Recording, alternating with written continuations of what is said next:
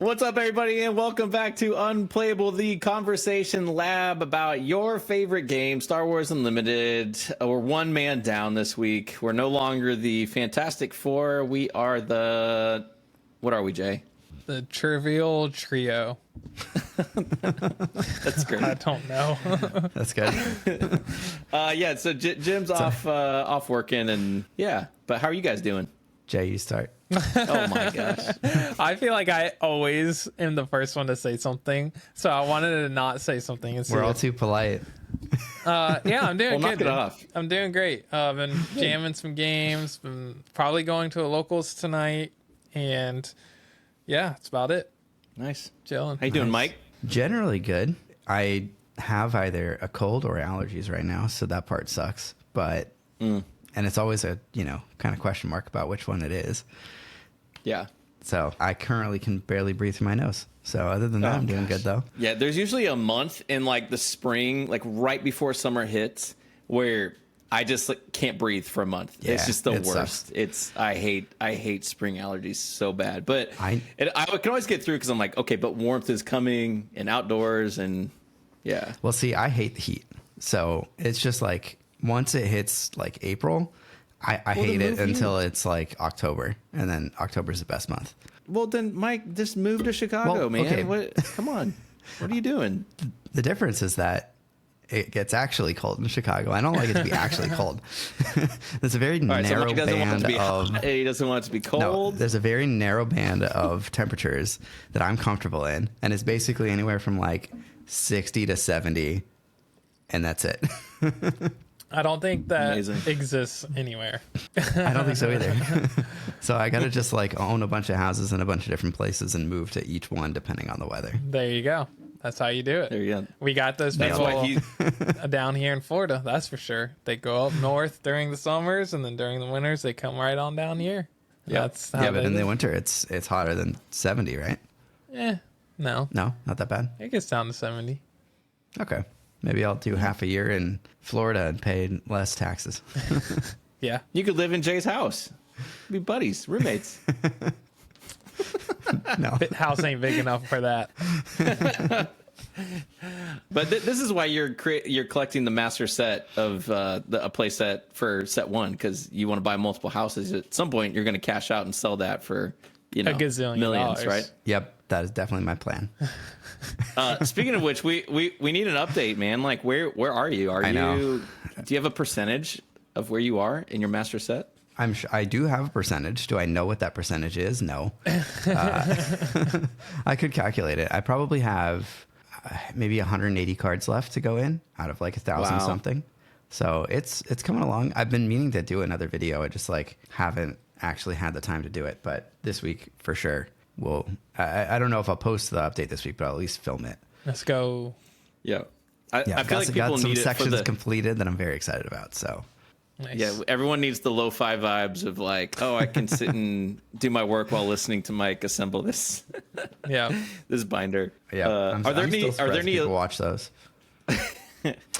Are there any elusive cards that you just can't track down that people are like, or people not selling, or do you know?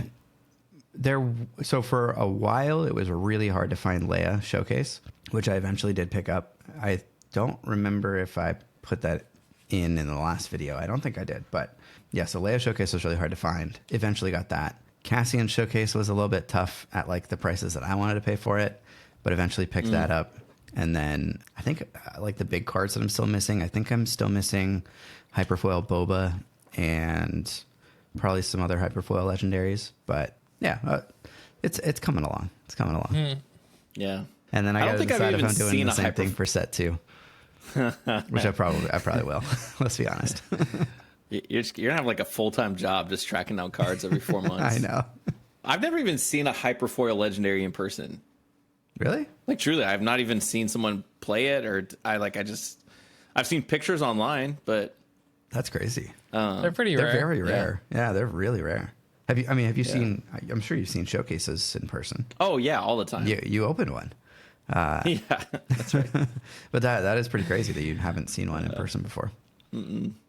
Nope. Nope. Dang. Well, we look forward to that video, Mike. We need the background vibes. I'll make it all happen. right. We got a few things. First, we want to give a shout out to all of you awesome people who are watching this. We just hit over 7,000 subs on YouTube and over 1,000 people in our Discord channel. Which is not that many. That's like barely any people. If you listen to the one comment that we got. Yeah, we don't have that many. Probably one of my favorite comments in all of our YouTube career. Yeah. We need to collect them. Like we need to. What's that mean tweet section that they do on like late night shows where they just read them about themselves? Like, I feel like we need to do that. That'd be really funny, actually. Yeah, we should do that. Yeah. Like maybe when it hits like the next year, we can like read off all the mean comments that we got from the year prior. Oh, YouTube. I'm so down for that. Yeah. Well, a few big things have happened since the last time we recorded a podcast. And so, Jay, you spent a lot of time preparing for the 5K in Orlando, and you won it all, man. Congratulations. Yeah. How are you spending your money? A What's lot next? of good that all that time spent practicing did me, because I did not win. Yeah, but the people, we talked about this before, and if you want the results of the whole tournament, you can probably find them. What you can't find is Jay's personal experience of the event. This is the exclusive interview with the one and only Jay Trash. Perfect. So, tell us all about the event, man. It was really fun. It was ran really well by PPG Pro Play Games. They have a store down here in South Florida, and they host tournaments like this all the time. They're always streaming tournaments, and for Lorcana, One Piece, I mean, they always do all kinds of stuff. So I'm actually going to a May the 4th, I think 1 or 2K this weekend down there at their PPG store.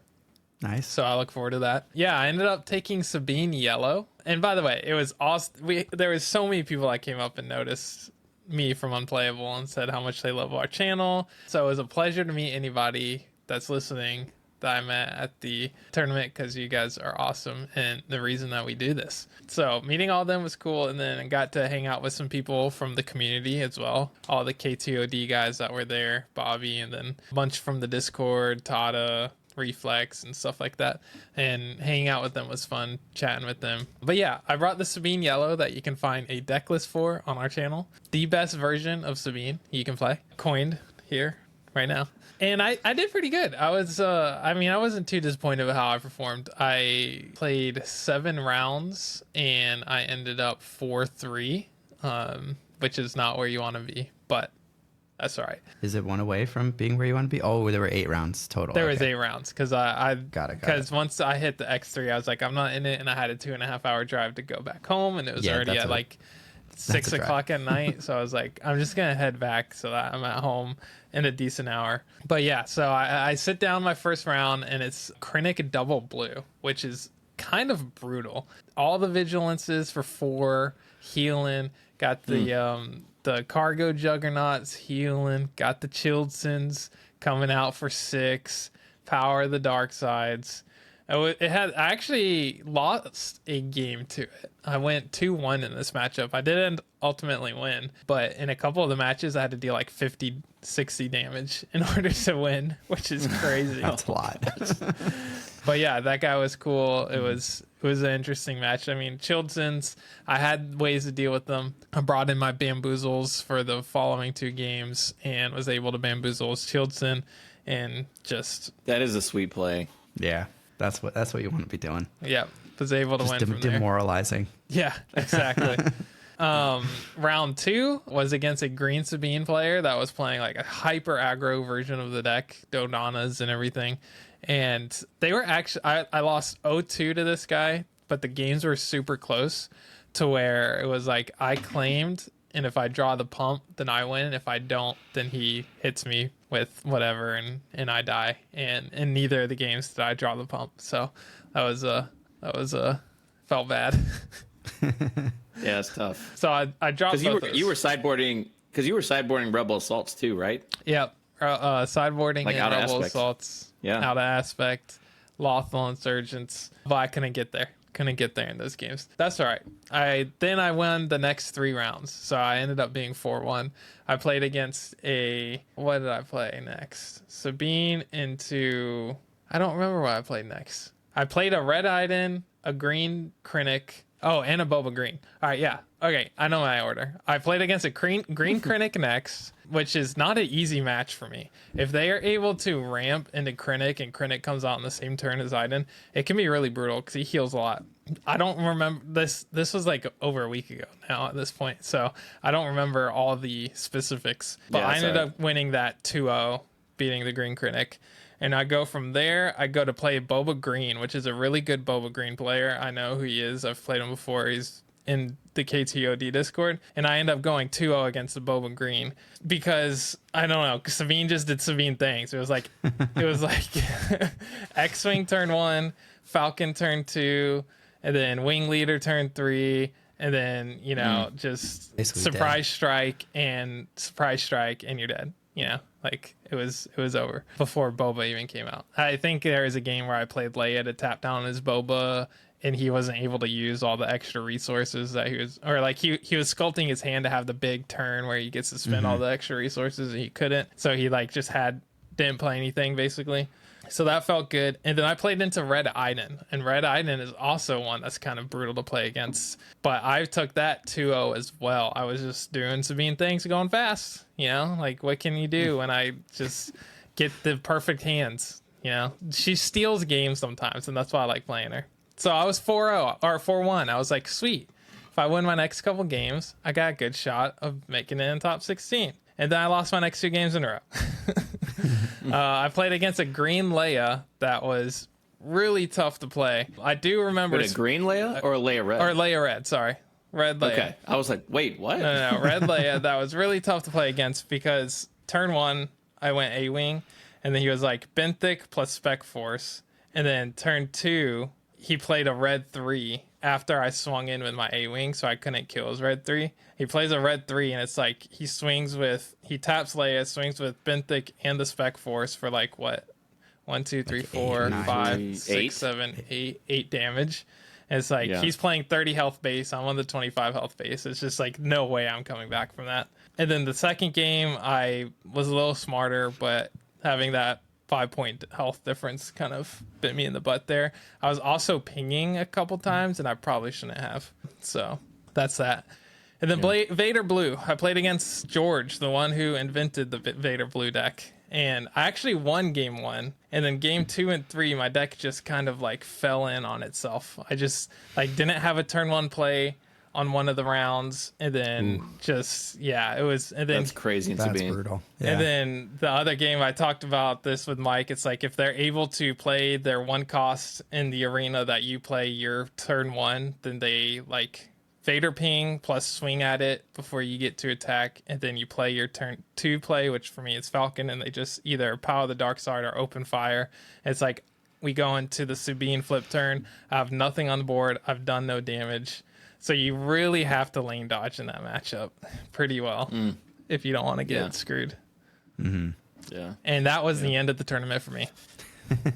Well, there you go. But it was fun. It was really fun. Yeah, I feel like I was well vibe? prepped. The vibe was great. Everybody was super chill. I didn't have any issues with anybody being like, you know, a jerk or trying to like roll shark or angle shooting or anything like that. Everyone was really cool about everything. And like, I mean, it's a new game, so people are still learning the rules. Like, I think at one point I attacked with an Ezra and it died into action, and I looked at the top card of my deck, and then we both realized that it's on complete when he completes the attack, so you don't get to do that. But he didn't call a judge on me. He was like, you're about to draw those 2 cards anyway, so it's whatever. So I just put it back on top. So yeah, it was a chill vibe. No one was being jerks or anything like that. So That's good. that was nice. Yeah. What kind of facility was it like held at? Was it Like a convention or something? center. It was some kind of sports stadium. Had like a convention center attached to it, and it was in there. Nice. It was freezing.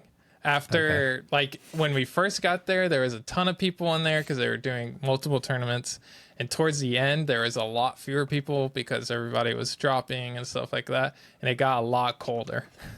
And I was like, I wish I brought a jacket. Well, was it And I cold keep or my was house- it like Florida cold? No, I keep my house on like 68 degrees, 69 degrees. So I'm used to it being Okay. cold. Like a reasonable human being. Yeah. And it was way colder than that in that building. But it's fine. Once you start playing and you don't think about it because your mind is focused. But I play Sabine, so my game I have like 30 minutes, 40 minutes in between rounds. And it's like once I finish my game and I'm just like sitting there, I'm like, dang, it's You're starting to freezing. get cold. Yeah.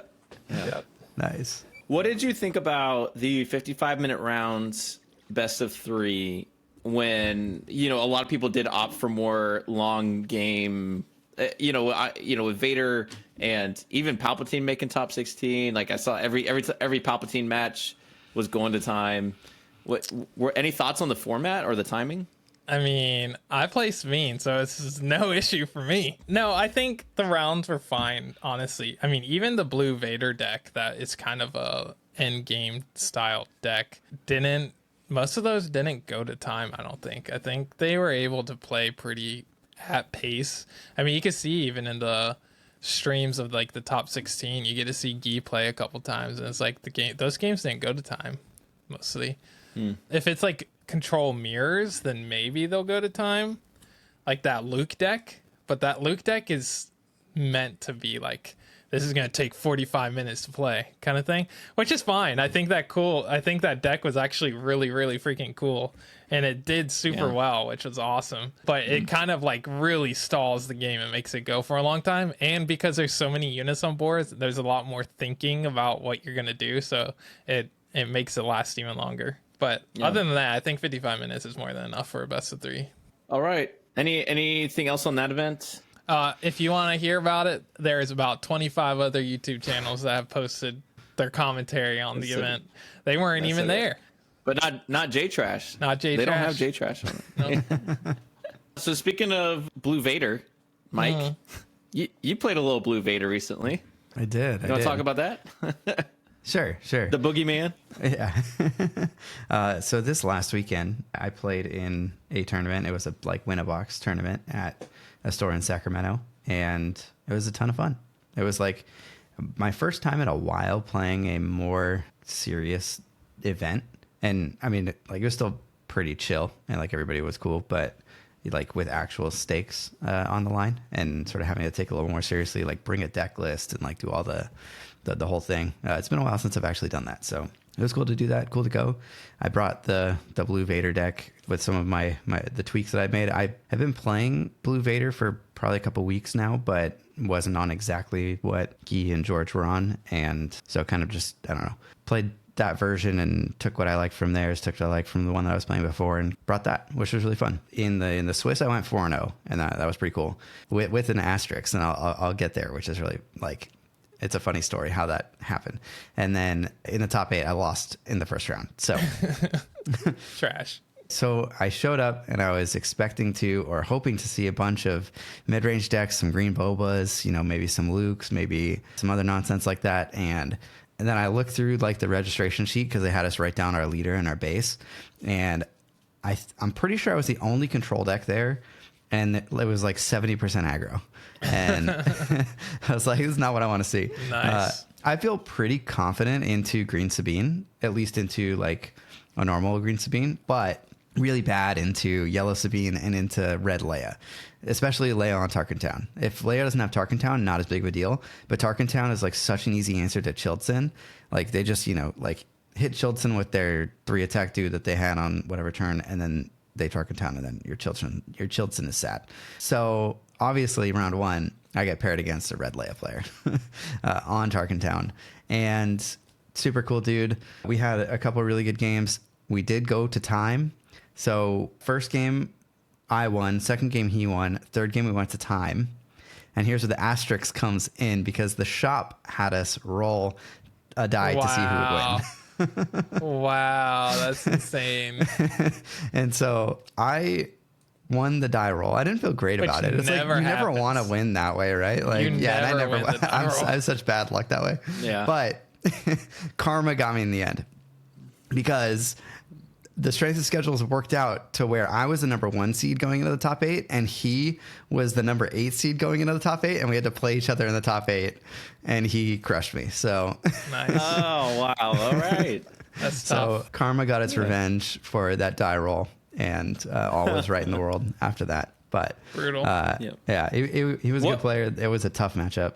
Yeah. Am I making this up? Didn't a Luke deck win your event? Yes. So Luke Green won that event. Wow. Yeah. That's huge. So I played him in the second round, I want to say. And in the second round, I played him and just no shot. Like, absolutely crushed that deck. That's what the Vader blue deck is meant to do. And it did what it was meant to do. And I was really hoping that I'd get paired against him in the top 8. He was really hoping that he wouldn't get paired against me in the top 8. You probably would have been better off. Like, you would have been better off losing game 1. I would have. I know. At the end of the event, I was thinking about that. I was like, Unless So the if I die roll lost did this go die against roll, you. yeah, exactly. Yeah, so you did lose the die roll, Exactly. even though you won it. Yep, 100%, 100%. So it's just like such a funny turn of events how that all happened. So I played against the Red Leia. Yeah. I played against the Luke, crushed the Luke. Played against a Sabine Green, beat the Sabine Green, and then beat Green Boba at the end to make it into the top 8.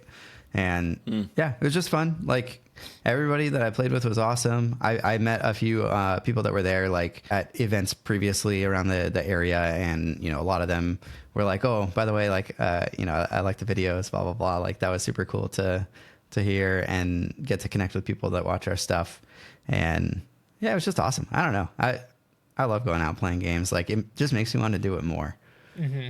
Yeah. It's so different. Like, we're so used to playing on webcam or digitally. Like, it's just so good to sit down with some people and nothing beats in person. Yeah. Just Some face to games. face. You get to meet someone new. And I mean, like, I've always held the belief that, like, I would rather not play a game than play against somebody who, like, I don't like, or like, I don't know. Like, you always are at sort of TCG events, or at least, I don't know, in the past I've been at TCG events where you're playing against somebody and it's clear that, like, either they don't like you, or like they're there for a different reason. They're not there to, like, have fun while they're playing the game, and it's just like a miserable experience for you as the player. And I would just rather not play that game than, like, sit across from another person for an hour and, like, be miserable. Sure. So I love that so far in this game that has not happened to me once. Everybody seems super cool. So that's awesome, man. yeah. Yeah, I don't have any cool tournaments to report on. We just wrapped up our Sealed Escalation League, and that's where I've been playing with people and just having a good time. And it's been the perfect introduction to, like, what is the local so community fun. here. I want to do that so bad. That sounds like such a good way to, like, do weekly play and have it evolve over time and just, like, play limited in a different way. Yeah. And the shop owner's already like, hey, set 2, we're going to do this again. Well, nice. Just the way it worked is basically like sealed day 1. You get your 6 packs, you build your deck, you play. There's no points for winning. It's all achievement based stuff. Nice. It's playing against someone you haven't played yet. It was like blowing up a base with a ship, doing 5 damage to the base to win. Using a force unit to fight a force unit. Just random stuff. Which was fun because then you could try to, like, with your opponent, be like, hey, let me help you set up this achievement, and then we can all celebrate that you got this achievement point or whatever. Cool. And then you just got packs at the end of it for getting league points. So the crazy thing for me though is, well, there were a couple, like, funny moments. One of them is I pulled Absolute Fire for my pack. So in my initial 6 packs, I did pull a Cunning and maybe some other legendary. I can't remember what it was, but immediately I was like, I've got Boba, I've got Cunning. I'll do. Oh, and I also got Fett's Fire Spray. So I was like, I'll do Boba with his Fire Spray. And ridiculous. Yeah. The next week I opened up. You only got 1 pack per week to add to your thing. So the next week I opened up another Cunning in my deck and a second Cantina Bouncer. What and in I'm the texting world? you guys. In 7 packs, Jim's like, bet you won't go mono yellow. And I was like, all right, I'll go mono yellow. I had two Canteen Vouchers, 2 Cunnings, and it was 30-card deck. So I went mono yellow with Fett's Fire Spray and 2 Surprise Strikes and 2 Canteen Vouchers. It was disgusting. It was just 7 packs, but it was absolutely so gross. The next week, again, single pack. I'm opening my pack with John, who's lights out in our Discord, and I opened up a Luke in my pack. And I was like, okay, it's not going in the deck, but what is this? That's I opened 3 up a single legendaries in a pack. row. What was it? Yeah. And so then yesterday we go in for the league is over, but you still could get a pack if you wanted to pay for it. And my buddy James in front of me, they offered like, hey, you want to buy this pack? He's like, it's like, I don't know. I don't really need it. I don't know. I just feel like I'd be spending money. I'll just play games today or whatever. And so he passes on it. And then they say like, all right, do you want your pack? I was like, I absolutely want my single pack, because every time I buy a single pack here, I get it. And they're like, well, now you have to open it here at the counter. And so my friend James there, who passed on this pack, and then John was there, who saw me open the Luke the week before. And I open and I scroll to the back, and there's a Vigilance in the back of the pack. Nice. And James is like, that was my pack. And John, I mean, it was just like the funniest moment. I'm like, R.I.P. Apparently, from now on, I only open one single pack at a time. No more boxes, no more cases, just one single pack. Yeah, and, you got to find what works for you. Yeah. So that was funny. The other funny moment I just want to share, because I alluded to it in our tier list video, but I was playing the Boba deck against John, and I had Don't Get Cocky in the deck. It's the 4 cost. You reveal cards on top of your deck that adds up to 7. If you go over 7, it busts. Card if you're Jim. Yes. And so I get to this place where he's also playing Boba, and he's played Boba, and I don't have like other great options, and I'm thinking, maybe this is the first time I'll play Don't Get Cocky. I've never played this card, and it's in my hand. I'll play the Don't Get Cocky. And I put it down, and I said, now here's the deal. I only need to do a few damage. There's only one card in my deck that's over 7. It's the Chimera, and it's hyperspace. It looks cool. Well, and that's you also got league points. Hold on. But you get league points for playing a card that costs or more. So that's also why it's in the deck. So I'm like, there's only one card in the whole deck that's over. So I'm just gonna flip the top. As long as it's not Chimera, we're fine. And I flip the top, and of course, it's Chimera. And he loses it. The guys next to us lose it. It was like just the funniest moment. I'm like, 4 resources down the drain. This card is stupid. Like, I hate this stupid card. That's amazing. Never playing it again. Wow. So anyways, lots of fun moments. Sealed Escalation League, good times. And then yesterday we just played a bunch of Twin Suns.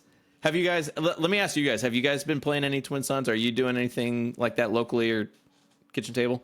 I played Twin Suns online with Twin Suns Junkies, whose YouTube channel, and they play Twin Suns, and it was a ton of fun.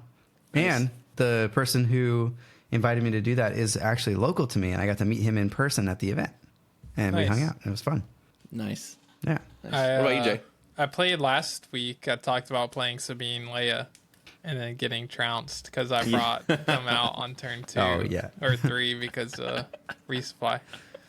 I put together Krennic Inquisitor because I remember seeing it at the store or the content creator showcase thing or whatever we did, and I was like, I just really want to try this because I've always loved Krennic, but I don't have the cards to build a Krennic deck like for real, and I was like, I'm gonna do this. Oh my gosh, it felt so good. Like being able to ready Krennic with Inquisitor and get multiple restores in Twin Suns. And then he's damaged, so he's doing more damage, and you can. I think I triggered Krennic. I attacked with him 4 times in 2, because I had Sentinel guys sitting out there. Oh gosh, it was super fun. That's awesome. That was the most fun. And I honestly, so I played Twin Suns yesterday. I think it was my first ever Twin Suns win. I've played a lot of Twin Suns. I have not won Twin Suns yet. It is my first ever Twin Suns win with Krennic Inquisitor. So. You know what? Like after having played more Twin Suns, one thing that I think I've taken away is that as fun as it is now, it's going to be like 10 times more fun in like 6 sets from now, or like 7 sets from now, whatever, when there's a bigger card pool and you can like really focus what your deck wants to do. Because it can feel like, I think right cards. Now, you have 80 cards, but like you have way more selection.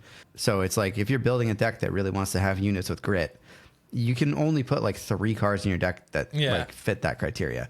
Whereas, like 10 sets from now, even if it's 80 cards, maybe you have like 15 different options. And now like you can really sort of craft a strategy around a particular theme where it's hard to do that now. So I'm just like very excited for the future of the format. And I think it's going to be like long term, one of the most fun things that you can do in this game. Yeah. I agree. Yeah. I agree. I played some freaking Commander Magic the other night. I was like, I wish these guys were good at, or like liked, or were new Star Wars Unlimited better so we could play Twin Suns because it would be so much more fun. But it's like this similar concept. Yeah, I really look forward to that in the future. Playing When you can have your Boba Fett deck and like literally every single unit card in your entire deck is Boba Fett, but different versions. If the game goes long enough and there are, like thousands and thousands of different cards, it could happen. Yeah. It could happen. Oh gosh.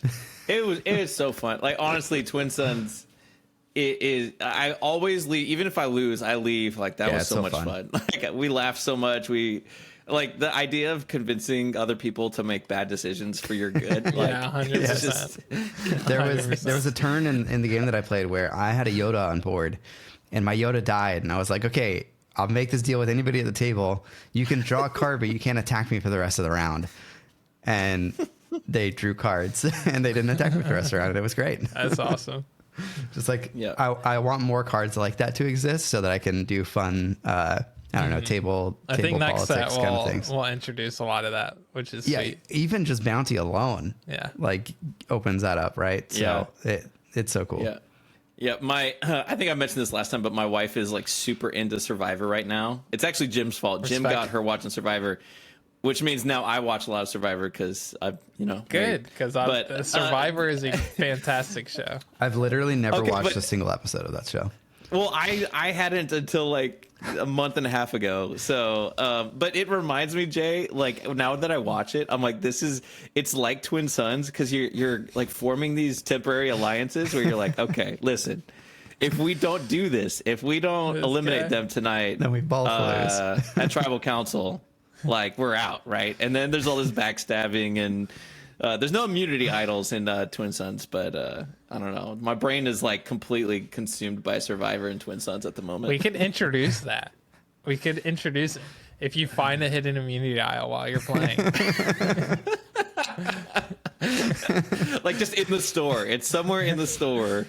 But we'll know if you go for it, and we'll kill you if we see you looking for it. No. This is how you play. They could do like a hidden objective, like in the game, like I don't know, like have 10 space units out or something like that, and you get like you're sort of like I don't know. We're all playing from the same deck, and there's a hidden immunity idol in the deck. There you go. Oh my gosh! I feel like there's so much design space. There's so much design space in like Twin Sun specific things. So imagine if they had like a Twin Sun specific like product and the types of cards that they could print in that set that would be like Twin Suns only cards could be so fun. Oh my gosh. I'm itching for something like that big time. All right. Should we finish with Discord question that somebody threw in? All right. So on Discord, we have a forum for people to drop questions. It's just called Convo Lab Questions. So Zane Ellis asks, I've seen some fun deck brews in this community with lesser talked about leaders. In your opinion, which set one leader have yet to see their full potential reached in the quote unquote meta? Which leaders have the highest ceiling once more cards are introduced into the play pool? What do you think? What do you think? Not Mike? Jin. Not Jin. Not Jin. I don't think anything saves Jin. We need a full episode on what it would take to get Jin there, but that's a good question. I like there are people playing Palpatine, but I don't think people consider him like a tier 1 deck right now. Yeah. And I could definitely see Palpatine getting better. Yeah. I could not agree more. I also think Cassian could potentially see some like cards that are teched for him to be good in his deck for him. Like if we get any kind of good, like, I don't know, ramping to Cassian seems pretty good.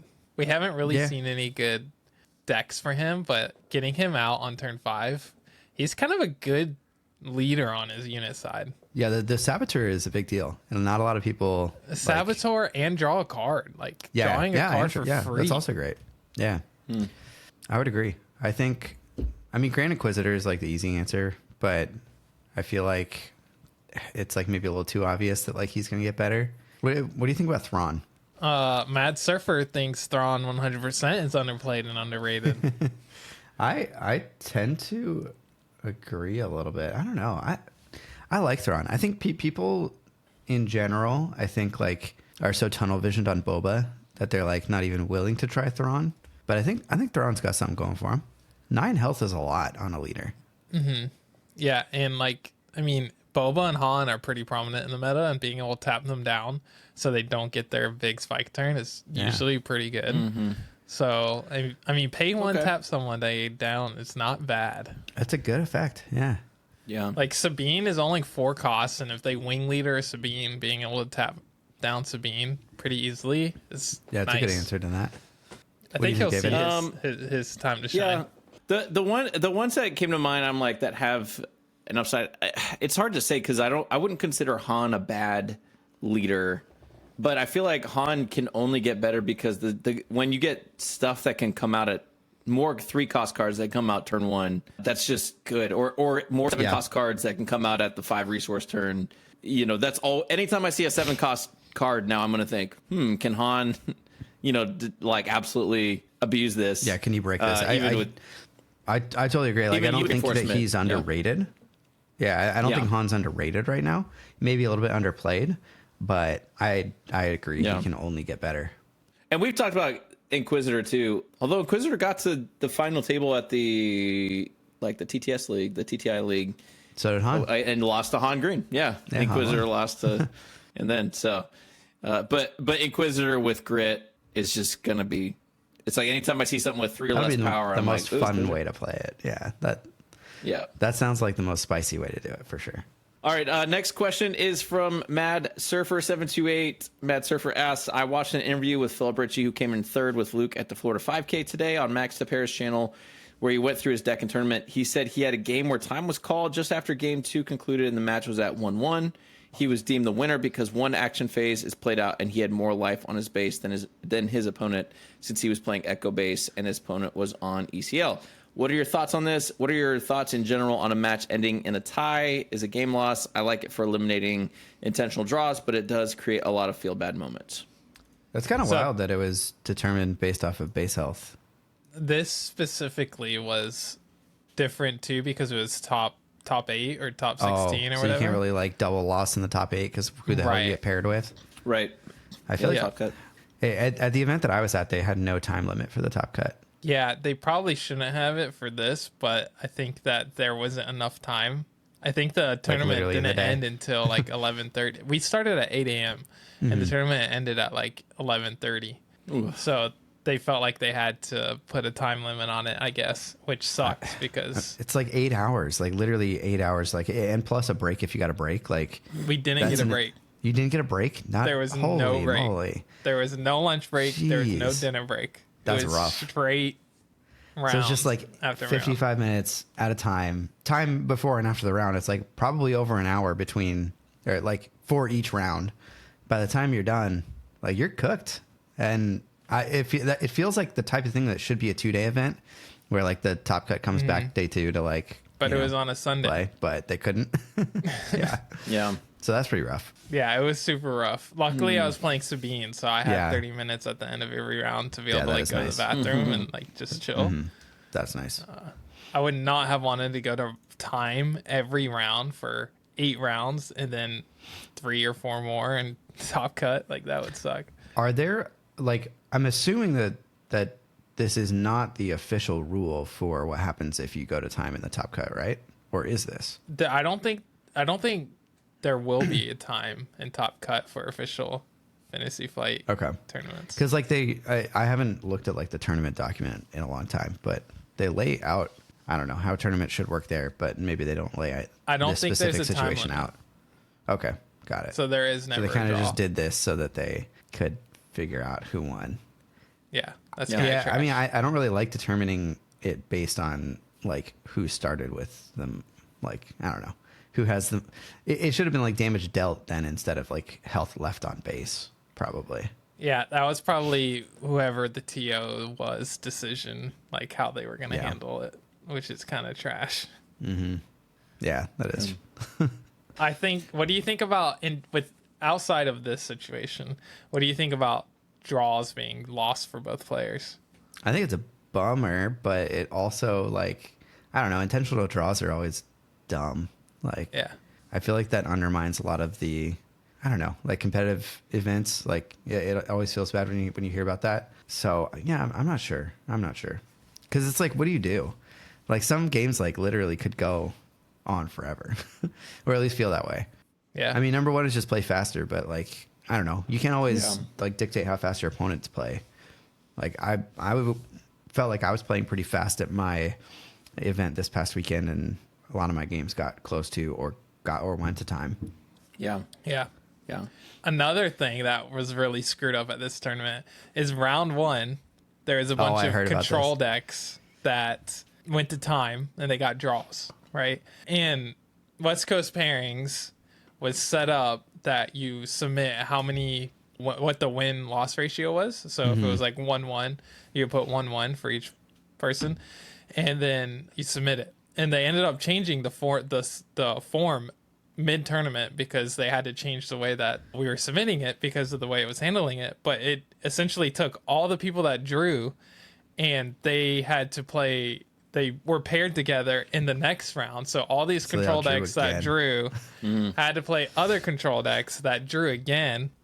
And then they were all 0-2 because of the way it was set up. That's when originally, awful. like the first round, it accepted draws and it didn't put them as losses. And then after that round, they changed it to where you submitted, like they changed the way the form worked, and then it was not accepting draws anymore. It was a double loss. Dang. So it was just real screwy. That's brutal.